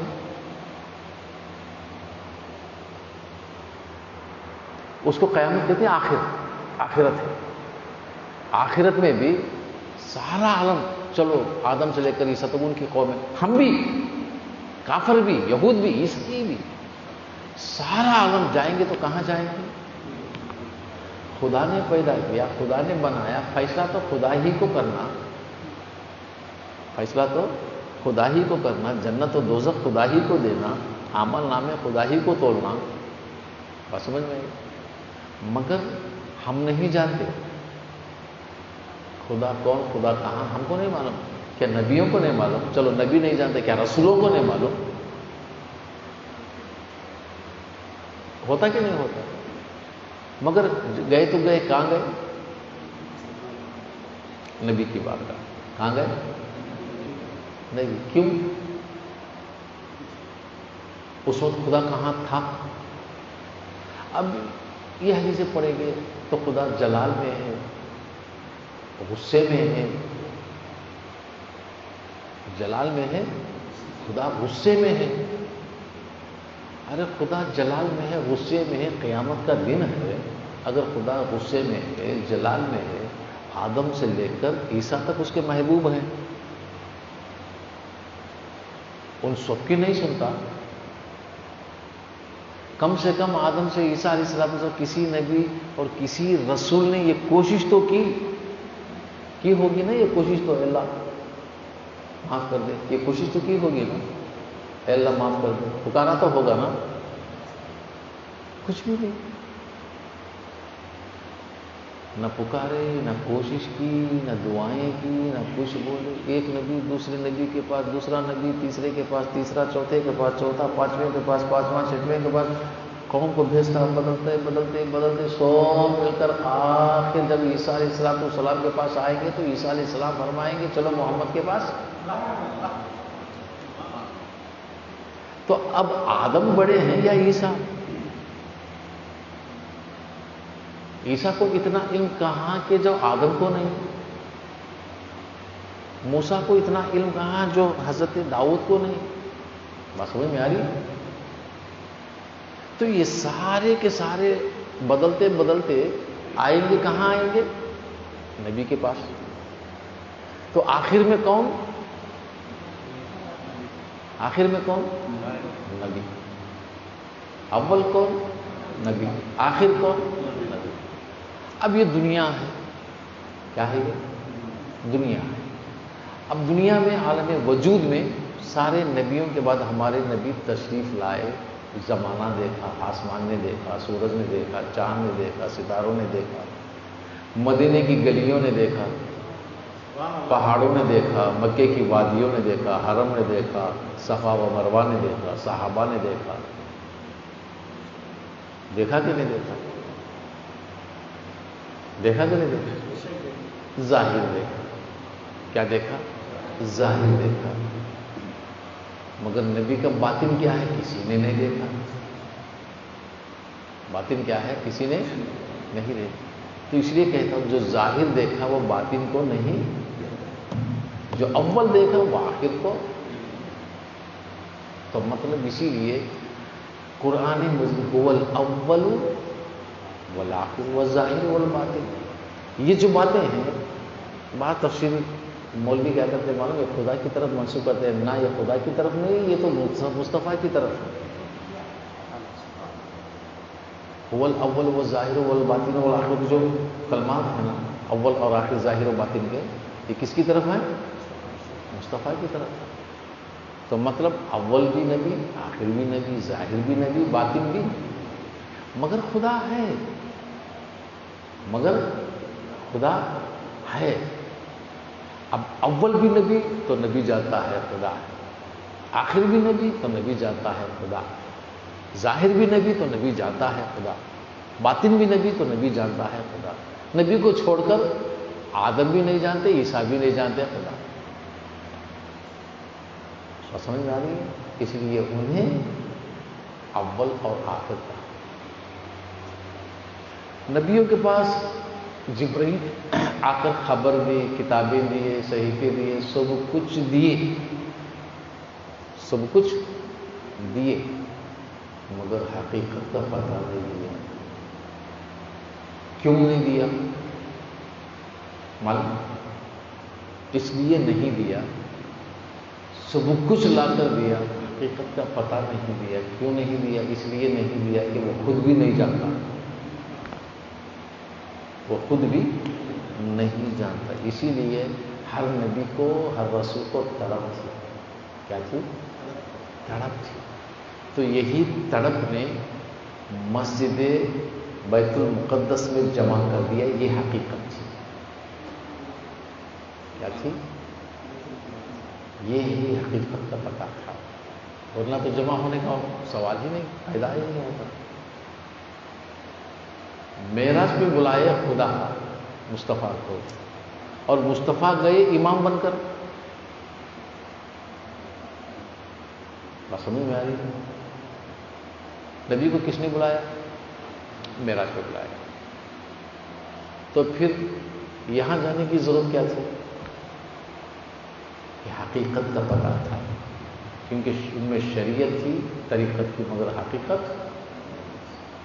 مگر حقیقت کا پتہ دیا بھی دیا۔ کیسے دیا معلوم؟ کیسے دیا معلوم؟ سارے نبیوں رسولوں کے روحوں کو بلا کر، وجود قبر میں، روح مسجد میں۔ وجود کہاں؟ اللہ چاہے تو وجود کو بھی بلاتا، خدا چاہے تو وجود کو بھی بلاتا، مگر نہیں۔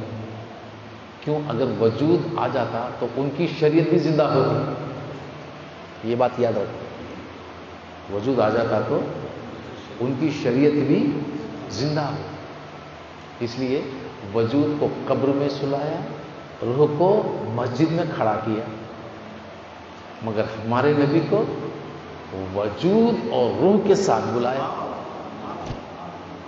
ظاہر اور باطن۔ بات سمجھ میں آ رہی ہے نا؟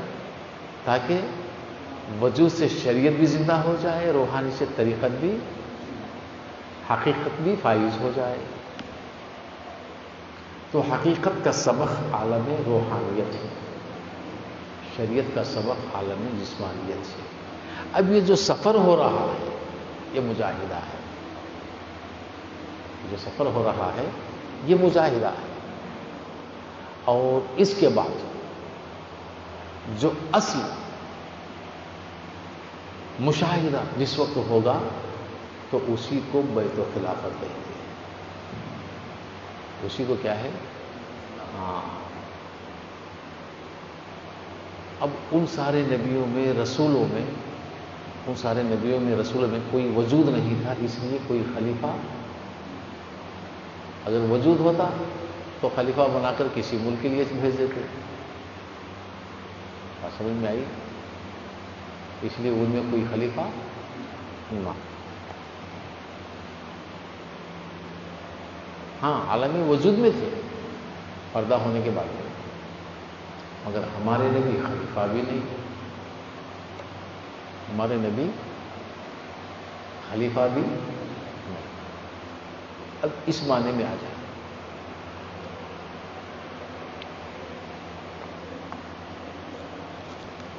خلیفے کے لیے ضروری ہے عہد و پیمان، بیت کرنا۔ یہ مسئلہ یاد ہے، خلیفے کے لیے ضروری ہے عہد و پیمان، ہے کہ نہیں؟ جیسے ابھی میں نے بتایا، ان الذین یبایعونک انما یبایعون اللہ، ید اللہ فوق۔ تو سارا عالم نبی کے ہاتھوں پر بیٹھے تو نبی کس کے ہاتھوں پر بیٹھے؟ کسی کے ہاتھ پہ کیا ہے؟ چلو یقین کر لیں خدا کے ہاتھ کو بیٹھ کیا ہے. خدا تو ہاتھ سے پاک ہے. ارے جب خدا خود کہے یہ ہاتھ میرا ہے، اب وہ ہاتھ کس کے ہاتھ میں ہاتھ دے گا؟ آدم خلیفۃ اللہ ہے، داؤد خلیفۃ اللہ ہے، ہر نبی ہر رسول ہے، عہد و پیمان کیا ہے. بات سمجھ میں آ رہی ہے؟ مگر نبی اسی لیے وہی اول ہے، وہی آخر ہے، وہی ظاہر ہے، وہی بات ہے. ایک معنی. دوسرا معنی، خلیفے میں کوئی خامیاں بھی پائی جاتی ہیں. یہ بات اچھی طرح یاد ہے. خلیفے میں ایسا نہیں کہ خلیفے میں خامیاں نہیں پائے گی، کوئی خامیاں بھی ہوتی ہیں، کوئی چھوٹے چھوٹے غلطیاں بھی ہو جاتی ہیں. حالانکہ وہ باعث رحمت بھی ہو، باعث برکت بھی ہو، یا ہدایت بھی ہو، سبق، مگر خلیفے میں ہوتی ہے. ایسا نہیں کہ ہر خلیفہ دوسرے دھلا ہوا ہوگا، خامیاں بھی ہوں گی، غلطیاں بھی ہوں گی. بعضوں میں ایسے بھی ہوں گے جو رعایا سے بڑھ کر ہوں گے. سنا گیا، اکثر دیکھا گیا، سنا بھی گیا. کبھی خلیفہ فائل ہو جاتا ہے، اس کے تحت رہنے والا اس کا شاگرد پاس ہو جاتا ہے. کیسے بھی امتحانات ہوتے ہیں. تو سمجھنے کے لیے کہیں گے پیر فیل ہو گیا، مرید پاس. بات سمجھ میں آ رہی ہے؟ کئی خامیاں ہو سکتی ہیں، کئی غلطیاں خلیفے میں ہو سکتی ہیں، نبوت رسالت میں نہیں. یہ کس میں ہو سکتی ہیں؟ خلیفے میں. خامیاں اور غلطیاں ہو سکتی ہیں اس میں. اس لیے ہمارے نبی خلیفہ خلافت سے پاک، خلافت سے پاک. یہ مت کہنا کہ ہمارے نبی خلیفہ، اس کے لیے اہم سوالات ہوں گے. اگرچہ کہیں گے تو اہم سوالات. خلیفہ ہے تو اس کے لیے بیعت کرنا پڑے گا، خلیفہ ہے تو معاذ اللہ خامیاں ہوں گی. تیسرا مسئلہ، خلیفہ تو صرف روئے زمین کے لیے ہوتا ہے، آسمان کے لیے نہیں. تو ہمارے نبی آسمانوں کے لیے بھی بادشاہ ہیں، جنت کے بھی مالک ہیں، عرش پر بھی بلند و بالا ہیں. اگر خلیفہ ہوتے تو وہاں تک پرواز کیسے؟ کہ آدم گئے تھے، انی جاعل فی الارض خلیفہ، آدم خلیفہ بن کر آئے کیونکہ عرش اعظم پر آدم گئے تھے. داؤد علیہ السلام تو خلیفۃ اللہ کیا گئے تھے؟ سمجھ میں آ رہی ہے؟ خلیفہ صرف روئے زمین کے لیے ہوتا ہے، حلال اور حرام میں فرق کرنے کے لیے ہوتا ہے. کبھی کبھی ایسا بھی ہوتا ہے کہ حلال و حرام میں فرق کرنے کے لیے اس کے ہاتھ بھی کبھی کبھی ناپاک ہو جاتے ہیں، پھر اس کو دھونا پڑتا ہے. یہ خلیفے میں ہوتا ہے. اس لیے اللہ تبارک تعالیٰ ہمارے نبی خلیفہ خلافت دے گا کون؟ ہاں ہو سکتا ہے، یہ بھی ہو سکتا ہے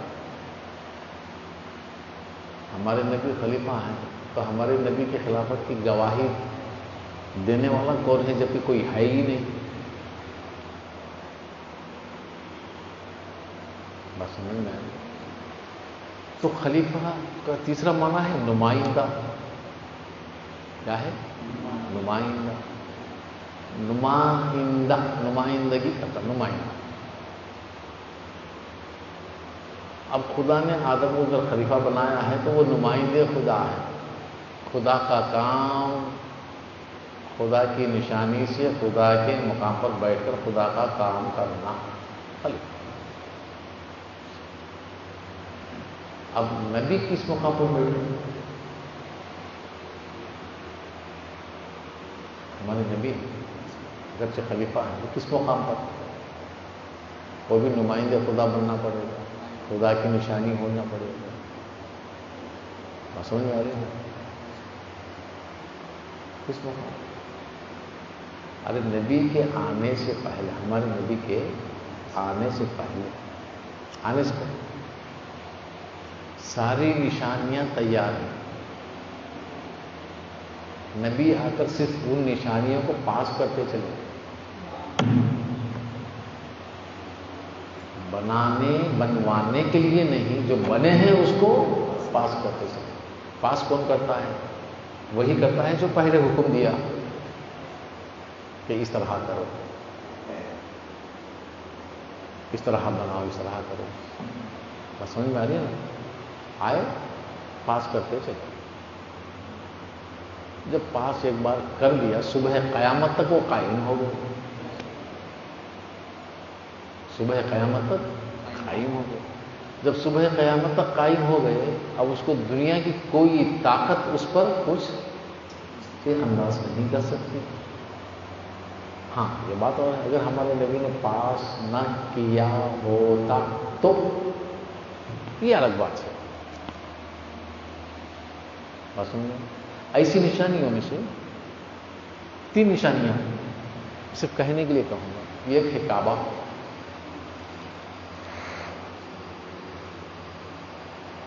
ایک ہے مسجد اقصی، ایک ہے بیت المقدس. ہے کہ نہیں؟ یہ 3 نشانیاں بھی ہمارے رسول نے پاس کر دیا. اب اسی دنیا کی کون سی طاقت گرا سکتی ہے، ختم کر سکتی ہے؟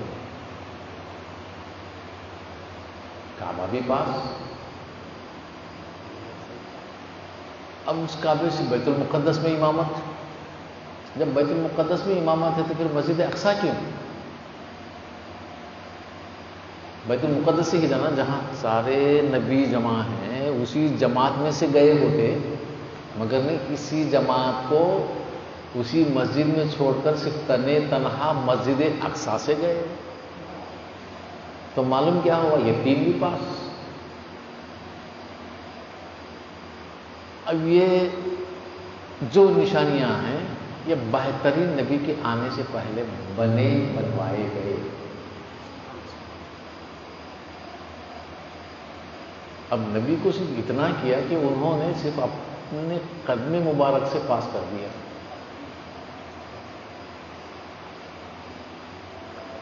سمجھ میں آئی بات؟ یہ اہم نشانیاں کیا ہیں؟ یہ اہم نشانیاں جو نظر آ رہی ہیں. اب یہ سارے اہم نشانیاں پاس کر دی اور پاس کرنے والا مدینے میں آ گیا. کہاں آیا؟ مدینے میں آ گیا. یہی وجہ ہے ہر فتنہ دنیا کو گھیر سکتا ہے مگر مدینے کی سرزمین کو نہیں گھیر سکتا. بات سمجھ میں آ رہی؟ مدینے میں آ گیا. جن کی پاس کردہ صرف ایک بار اپنے قدم مبارک کو رکھ کر جو نشانیوں کو پاس کر دیا، وہ صبح قیامت تک قائم ہو گئے. اب وہی جو جن کے مبارک قدم ہے، مبارک ہاتھ ہیں، مبارک جسم میں اطہر ہے، یہ سارے کا سارا مدینے میں لے کر لیٹ گئے. تو وہ نشانی کتنی بڑی ہوگی، کتنی بڑی ہوگی؟ بات سمجھ میں آ رہی کہ نہیں آ رہی؟ تو یہ 3 نشانیاں مدینے سے مل گئے تو 4. کتنے ہوئے؟ 4. ابھی 4 نشانیوں میں 3 نشانیوں کا ذکر بڑا آتا ہے. ان 3 نشانیوں میں بڑا، سب سے بڑا تو کعبے کا آتا ہے. سمجھ میں آئی؟ کعبے کے بعد اول قبلہ مسجد اقصی کا ہے، بیت المقدس کا ہے، مدینہ المنورہ. بات سمجھ میں؟ یہ 3 نشانیاں حکم مصطفیٰ میں ہیں. یاد رکھیے، یہ 3 نشانیاں حکم مصطفیٰ میں ہے، مدینہ جسم مصطفیٰ کے ساتھ ہے۔ حکم مصطفیٰ اور ہے، جسم مصطفیٰ اور ہے۔ حکم مصطفیٰ سنت ہے، حکم مصطفیٰ کیا ہے؟ سنت ہے، جس میں مصطفیٰ کا ادب فرض ہے، فرض ہے۔ اب مجھے بتائیں کہ سنت بڑی ہے یا فرض بڑا ہے؟ سنت بڑی ہے یا فرض بڑا ہے؟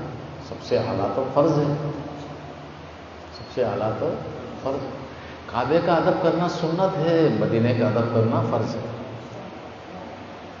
اسی لیے میں تو کہتا ہوں ان تین نشانیوں سے بھی بڑھ کر افضل و اعلیٰ مدینہ ہے، گنبد خضرا۔ کیا ہے؟ کیوں؟ اس کا بھی اہم معنی ہے۔ کعبے کو جاؤ، زیارت کرے تو ثواب، طواف کرے تو ثواب، نہیں کرے تو بات سمجھ میں آئی؟ کرے تو نہیں کرے تو وہ بھی بنیت صلاحیت کے ساتھ۔ اگر وہاں خطا کرو تو جتنا ثواب ملتا اتنے گناہ ملیں گے۔ تو مانا جا کر کرے تو عبادت، جا کر کرے تو عبادت، مگر مدینے والے کو یاد کر کے سینے میں رکھے تو عبادت۔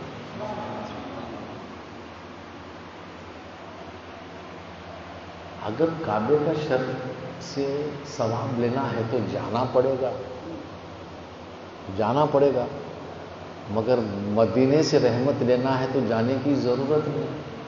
صرف صدق دل سے ایک بار درود بھیجو، رحمت ملے گی، ثواب آئے گا۔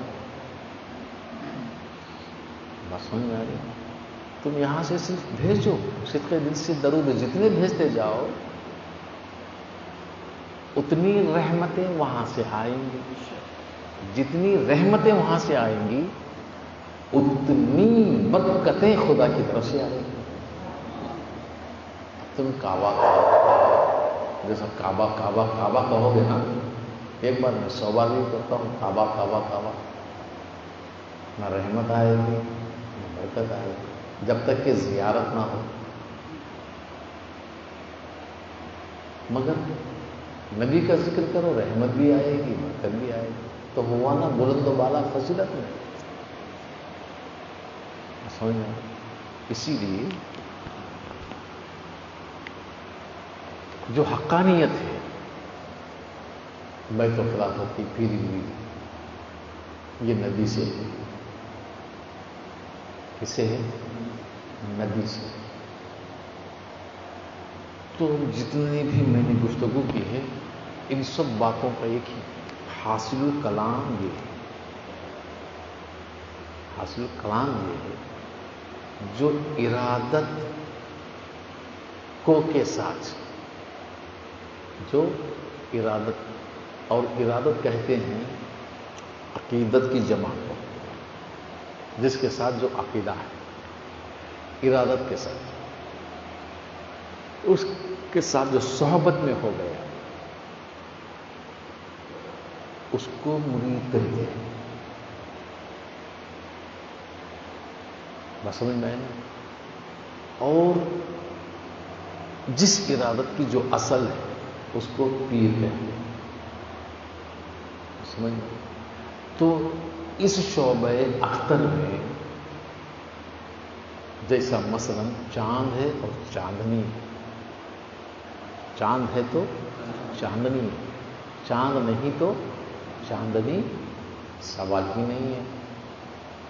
تو اس طرح چاند اور چاندنی جو روشنی پھیلتی ہے کیا پھیلتی ہے؟ روشنی. تو اس طرح چاند مرشد کو کہتے ہیں، روشنی مرید کو کہتے ہیں.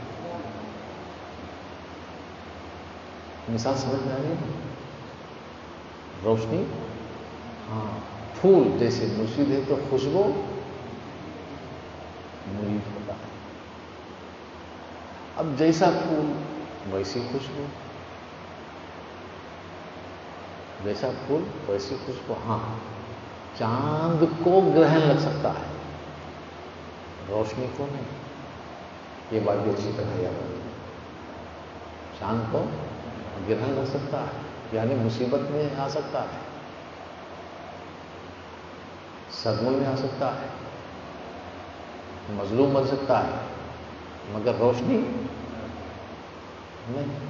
روشنی کے لیے صرف اتنا ضروری ہے کہ رات کا پہر ہو، کیونکہ وہ دن کے اجالے میں چاند کی روشنی گل ہو جاتی ہے. تو مطلب ظلمت کو دور کرتی ہے روشنی، تاریکیوں کو ہٹاتی ہے روشنی، اور اس روشنی کی نسبت چاند سے ہوتی ہے، چاند کی نسبت سورج سے ہوتی ہے. بس سمجھ میں آ رہی؟ تو مرشد کامل مصطفیٰ ہے.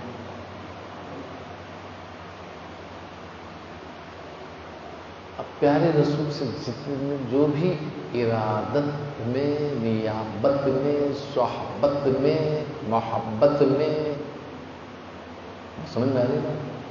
جتنے بھی ہیں یہ سارے کے سارے انہی کے مرید. کیا ہیں؟ انہی کے مرید. اور اس کے لیے چاہت اہم ضروری تھی، اور وہ چاہت ہوتی ہے دل سے. کس سے؟ دل سے. جب دل سے چاہت ہوتی ہے تو ارادہ پیدا ہوا، ارادہ شوق بڑھایا، شوق محبت میں تبدیل ہوئی، محبت صحبت اختیار کی، اور صحبت عشق کے ولولے میں ڈھلنے لگی. صحبت کیا ہے؟ عشق کے ولولے میں ڈھلنے لگی. جب عشق کے ولولے میں ڈھلنے لگی تو اس کا ارادہ مکمل ہوا،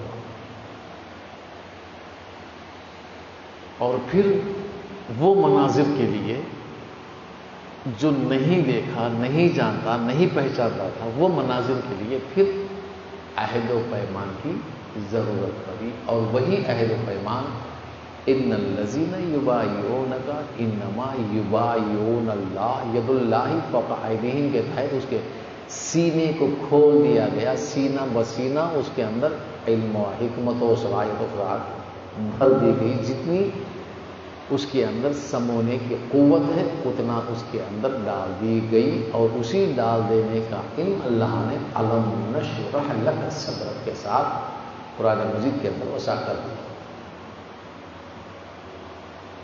سمجھ میں آئی بات؟ ابھی یہ علم نشرح لک صدرک، ابھی یہ معنی پورے نہیں ہوئے.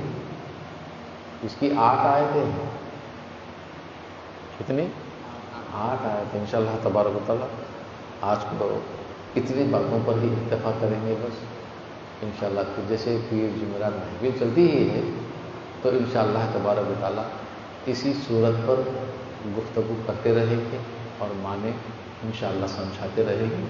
تب تک اتنا جان لیں کہ اللہ تبارک و تعالیٰ ہر کسی کو علم، کسی کو نگاہوں سے، کسی کو کتابوں سے، کسی کو سینہ بسینہ، یہ اللہ تبارک و تعالیٰ کی حکمت اعلیٰ ہے. جسے جیسا چاہے ویسا عطا کرتا ہے. اور کسی کو خوابوں کے ذریعے، جس کو عالم امثال کہتے ہیں، کسی کے من میں، دلوں میں ڈالتا ہے، جس کو القاء کہتے ہیں، جس کو آوازیں آتی ہیں، جس کو الہام کہتے ہیں. اب وہی 3 طرح کی ہوتی ہے. یہ انبیاء علیہ السلام کا، ولیوں میں، غوث و قطب میں بھی الہام و القاء ہوتے ہیں. اللہ تبارک و تعالیٰ کی باتیں اللہ تبارک و تعالیٰ کی طرف سے ہوتے ہیں. ولایت میں بھی ہوتا ہے. مگر کئی وقت کئی باتیں ایسی ہوتی ہیں، من میں ہوتی ہیں، زبان پر نہیں لا سکتے. من میں ہوتی ہیں مگر زبان پر نہیں لا سکتے. اس کو دل کا دروازہ زبان کہتے ہیں. جب چاہے کھولو، جب چاہے بند کرو. سمجھ میں؟ اب دل کا جو دروازہ ہے، دل جو قلب اطہر کہتے ہیں، اس کے 6 پہلو ہیں. 6 پہلو کے 12 دریچے. کتنے؟ ہاں انشاءاللہ تبارک و تعالیٰ اس کے بارے میں زندگی باقی رہی تو آئندہ پھر بھی جو ذکر کی محفل ہوگی اس میں گفتگو کریں گے انشاءاللہ تبارک و تعالیٰ. اللہ تبارک و تعالیٰ سے توفیق ہے. واخر دعوانا الحمدللہ.